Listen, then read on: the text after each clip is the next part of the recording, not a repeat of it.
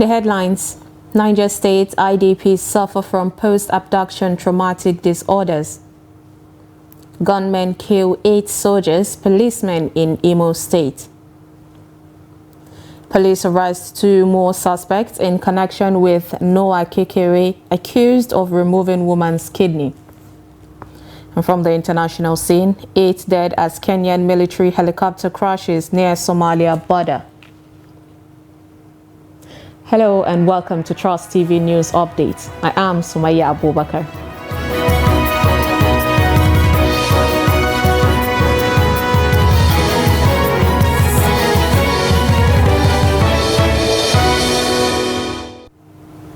Thank you for joining us, and now the news and details. Lack of mental health support after traumatic experiences in the hands of bandits and insurgents is said to be worsening the plight of victims in Niger State. Abubakar Akote reports that many internally displaced persons have died from post-abduction traumatic disorder. The report. Their means of livelihood is farming, but they could not access their farms to cultivate crops in the last 8 years, forcing many of them to resort to begging and menial jobs. Some women and girls engage in prostitution to survive. While their homes have been deserted because of attacks, the IDP camps provided by government are often not conducive for living due to poor facilities. We have been roaming the town in search of succor. What can we do? We have just depended on God because we are tired of crying. The trauma has affected us seriously. Many of us have died of trauma. We have lost over 10 people due to traumatic disorder. We cannot count the number of children that have been orphaned.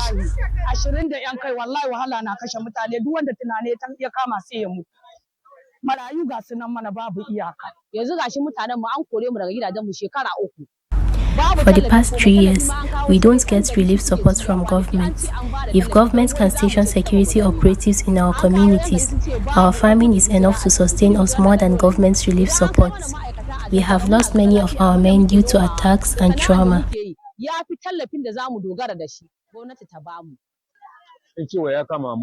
When we fall sick or our children fall sick, until we work on other people's farm to get money to take them to hospital for treatment.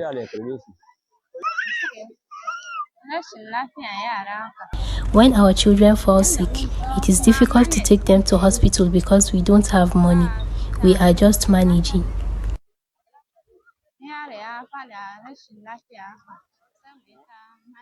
Experts say the victims require special mental health support, especially now that cost of living has gone high in the country.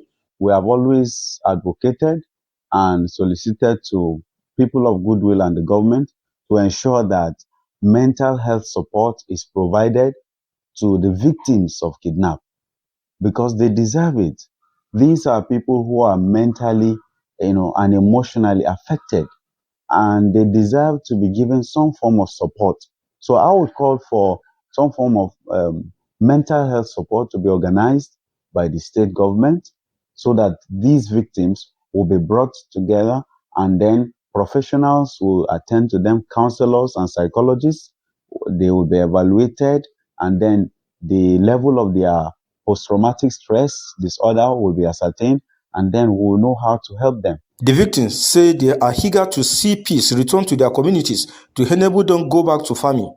Abubakar Akote, Trust TV News, Mina.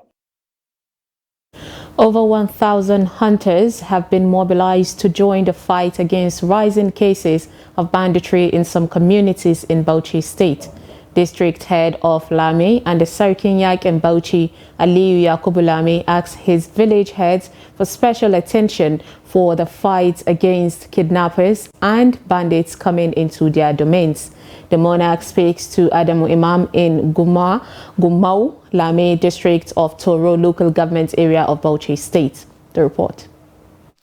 Rising cases of kidnapping in Bauchi State, especially around Lame district in Gumau, Toro local council area, has pushed the kingmaker to mobilize about 1,000 hunters to fish out the kidnappers from their hideout inside the forest. The bandits have been terrorizing people living around these areas. The district head said that the state government and the security agencies have been supportive in the fight against bandits throughout the state. It is everyone's responsibility. So they should look after people that came in, day out. Look after who are came into that bush, because they are not living with in the remote areas. They used to live at the hills and also at the bushes. The Sarkinyak in Bauchi said involvement of hunters to tackle banditry has started yielding positive results. Obviously, we can say it will definitely come to an end, and we have achieved a lot. On their part, the mobilized hunters explained how they usually encounter kidnappers and bandits with local weapons and limited resources. We work with other vigilante groups, but we are more conversant with the forest area. We patiently search deep inside and endure all the stress, because our watchword is no retreat, no surrender, till we get them. Though there are leaders from Dogua and Kubwa local government areas of Kano and Kaduna who usually support us in this fight, we however do not relent in fighting them till they are no more in this Lembe forest. The hunters said God helps them whenever they confront the criminals despite their strength on top of the hill. We need assistance in the area of fuel for our motorcycles to continue this fight. We put in a lot of effort to get the job done. We thank God that with this development from Sarkinyaki, we are good to go. People from the town do contribute and take care of us with some amount. But if any group has interest in helping or collaborating with us to end the activities of kidnappers and bandits here, they are very much welcome. We are doing our best to fight those terrorists. But most of all, we are all poor people. We are taking all these responsibilities from our pockets, and with the support of other poor people. And we are doing our best, but times goes on, maybe we may get tired. Bauchi State Governor Bala Mohammed had last week admitted that the state is overwhelmed by activities of bandits who find hiding place in the state because of sustained military offensive against them in other locations. Adam Imam, Trust TV News, Bauchi. No fewer than 8 security agents comprising soldiers, policemen and personnel of the Nigeria Security and Civil Defense Corps have been killed by gunmen in Imo State. The incident, which happened on Tuesday morning in Umwa Lumaku community, Ehime Mbano local government area of the state, threw the area into panic. Members of the Joint Security Task Force team, who were in 2 security trucks, were ambushed and set ablaze by their attackers. None of them survived as they were burnt inside their operational vehicles. A security operative who doesn't want to be mentioned said a reinforcement team had been sent to the scene of the crime with the intent of to arrest the suspect and rescue the corpses of the slain security operatives. A resident in the community who did not want to reveal his identity for security reasons said he saw the security agents a few minutes before they were set ablaze. When contacted, the spokesperson of the police in the state, Henry Okoye, confirmed the development but asked for time to get the full details of the incident. The Plateau State Police Command on Tuesday said it has arrested 2 more doctors working with Dr. Noah Kekere, who was arrested for alleged removal of Kehinde Kamal's kidney at Marina Hospital in Jos, the Plateau State capital. DSP Alabo Alfred, who confirmed the development to newsmen, said the suspects are currently being investigated by the command. While confirming the arrest of the doctors whose names were not disclosed, DSP Alabo further said the Commissioner of Police will soon constitute a high-powered committee of medical professionals to extensively examine the affected victim to ascertain if truly the kidney was removed. He said several other untoward things have also been discovered about the accused doctor, including the fact that Noah Kekere was not actually a medical doctor as he had been parading himself. So far, we have been able to arrest the purported kidney thief, or the alleged kidney thief. He's in our custody at the state CID. He was arrested by our very dutiful DPO, Nasarawa GOM Division, SP Timothy Bepisa.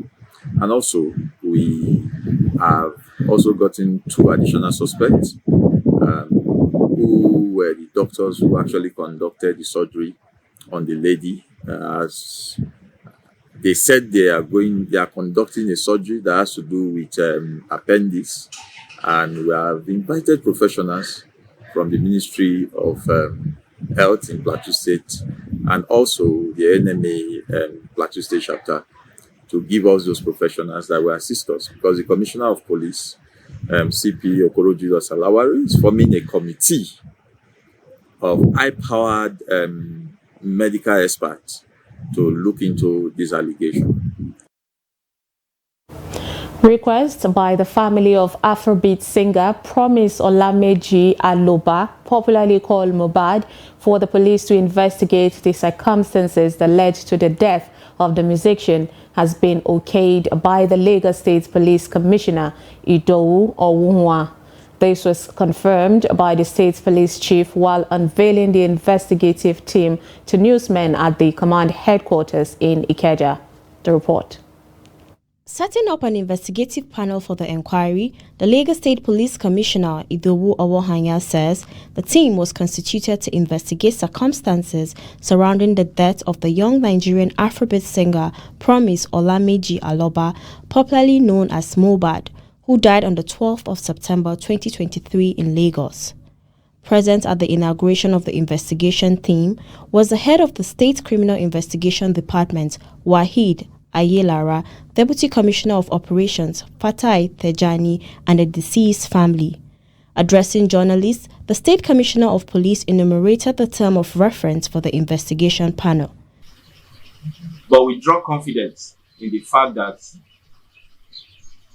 the Governor of Lagos State, Governor Babajide Sanwo-Olu, has assured us that he will give whatever support we might need from the state in order to aid our drive for justice and for a very conclusive and professionally delivered investigation process. We will leverage on this.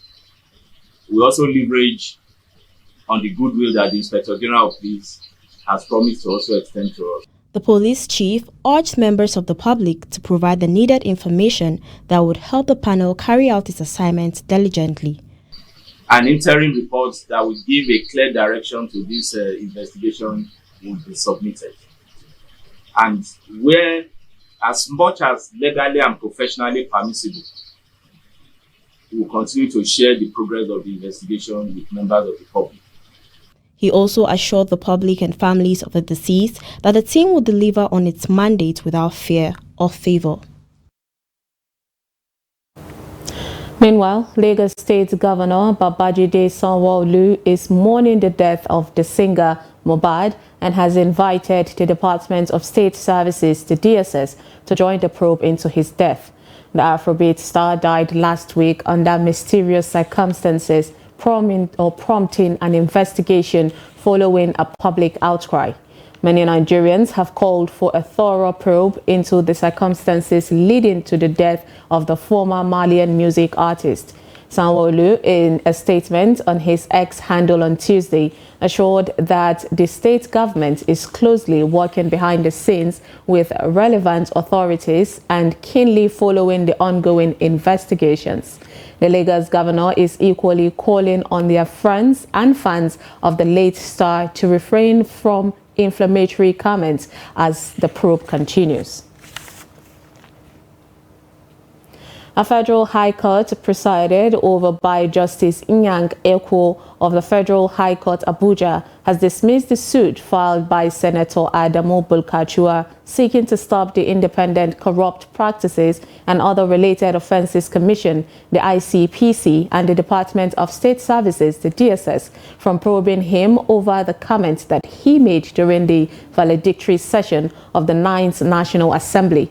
The Senator Bulkachua, during 9th Senate valedictory session, has said that his wife, Justice Zainab Bulkachua, extended help to some politicians during her time as president of the Court of Appeal between April 2014 and March 2020.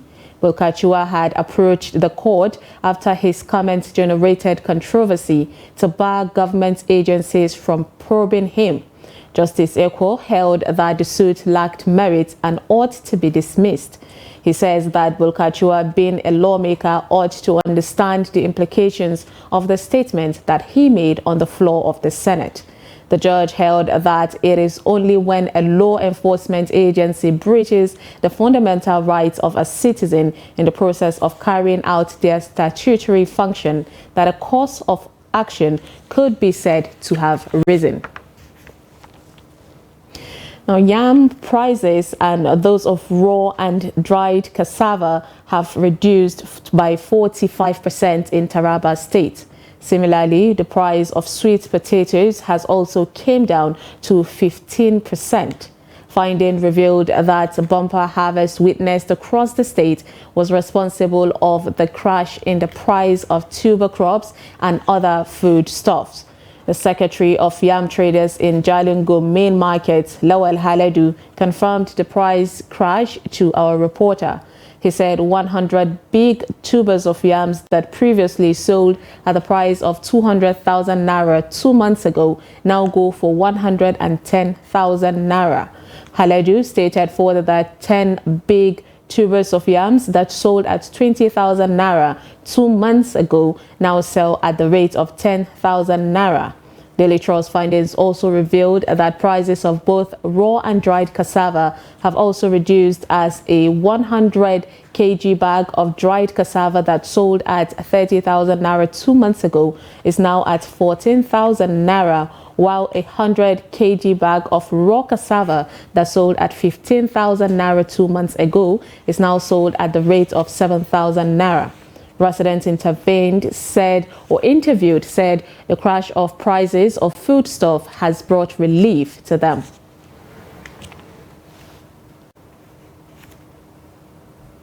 You're watching News Update on Trust TV. Coming up, is affirmative action for women in government a reality or just a mirage? This and more after the break. Stay with us. With the current lot, we are outside, me and you, regardless, we could have done better. That you don't have to sacrifice your conviction. We cannot settle for what is bad. I sacked a governor because of misappropriating 300,000 naira. The clamor by the NCSC was a unitary form of government. This doesn't go well with Savannah. So when we said we wanted self-government for Nigeria and NTCs, so you count me out. What you call goal, aims and directives. But the issue of joining politics simply because you want to be given job or to be given contract. Removing the assumptions, the foundations of their fears, and at the end of it, each and every one of them seems he surprised. I was posted to Guachuku. My job was to go from community to community, educating the people how to improve themselves. Government will come to help you.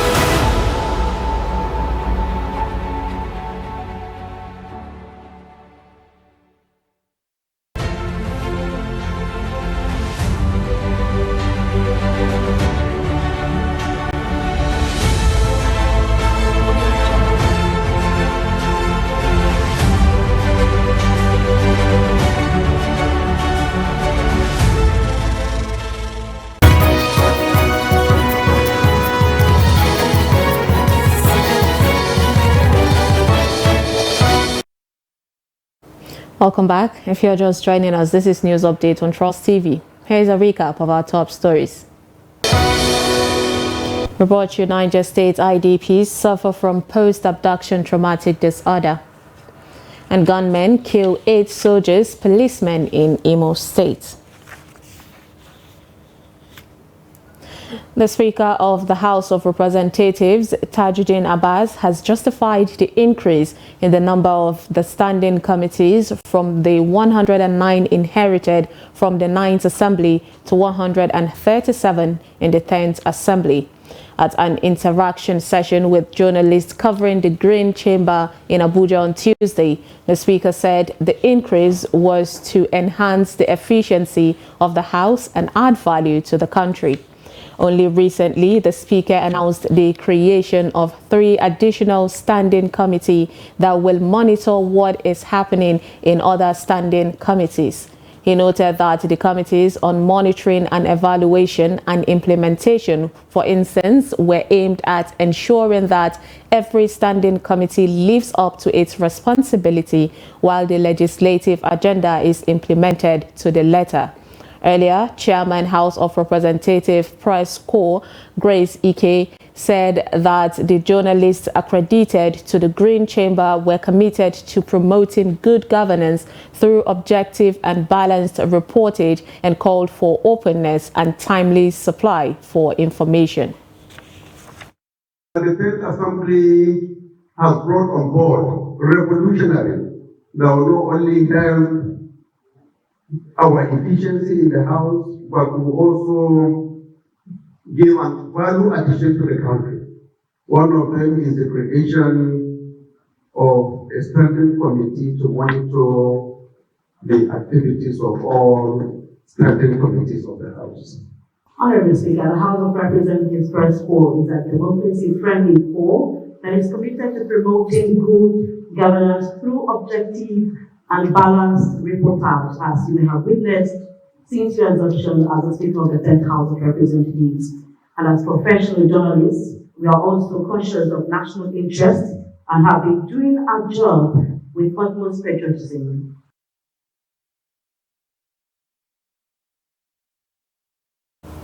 The clamor for women representation in government is still being echoed across Nigeria as a 35% affirmative action continues to linger in the face of non-compliance at both federal and state level.